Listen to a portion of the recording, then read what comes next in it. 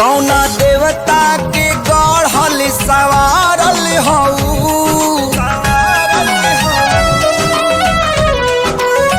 हो कौना देवता के गढ़ल सवारल हऊ हमरे खातिर जमी पे उतारल हऊ तू हरी अखिया बा कैले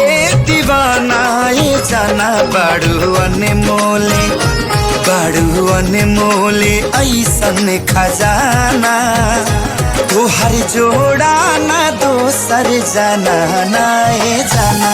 बाड़ू अनमोले ऐसन खजाना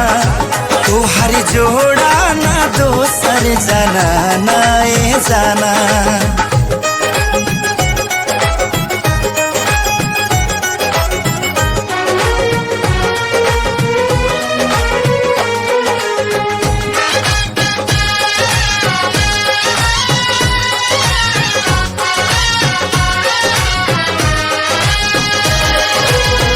चनवा से रंग लेके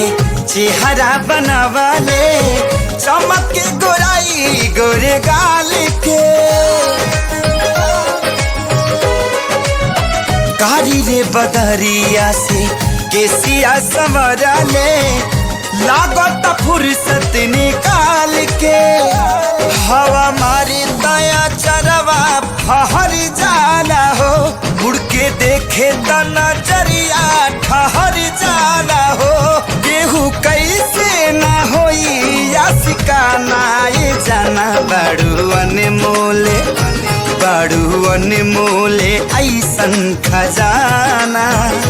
तोहर जोड़ा ना दोसर जाना ना ये जाना बाड़ू अनमोले ऐसन खजाना तोहर जोड़ा ना कोनो जाना ना ये जाना।